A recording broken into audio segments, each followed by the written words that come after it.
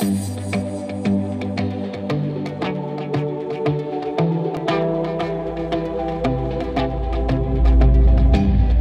Эшенкулов Алмазбек Золотой колос кооперативинин жетекчиси болуп эмгектенип келатам. Кооперативдин түзүлүшүнүн негизги тарыхы Жайзеттин аймактарды комплекс өнүктүрүү долбоорунун алкагында 3 жылдык мөөнөт менен долбоору башталып, Сузак районунун кайракы аянттарына, жерлерине буудай өстүрүү башталган.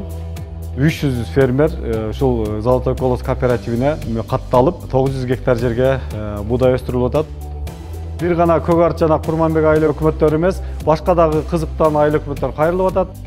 Түшүмдөрдү жакшы кылыш үчүн минералдык жер семиргичтер менен, ото чөптөр менен күрөшүү жана оорулар менен, вредителдер менен дагы күрөшүү боюнча дагы алдыга жакшы максаттарды коюп, ушу фермерлердин кирешесин жогорулатуу боюнча дагы жакшы иштерди коюп атат.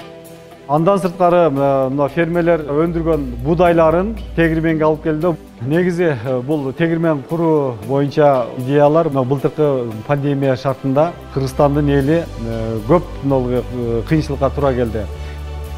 Эл аралык Жайзет уюмуна ушул сунушту менен кайрылдык. Жайзет уюму дагы колдоп, Сузак районунун же болбосо Жалал Абад областындагы фермерлерди, элдерди ушул жергиликтүү, сапаттуу буудай уун менен камсыз кылуу максатында ушул тегирменди сатып алууга көмөк көрсөтүштү. Бул тегирмен саатына 700 кг буудай кайра иштетүүгө мүмкүнчүлүгү бар. Жогорку биринчи жана экинчи сорттогу уundарды чыгара турган мүмкүнчүлүктөр бар.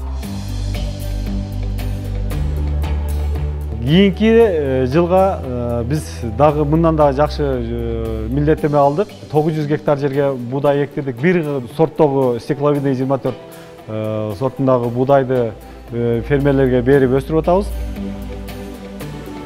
Өндүрүмдүк производственный көлөмүн дагы көбөйтөбүз, сапатын дагы жакшыртабыз деген жакшы ниеттерди коюп атабыз.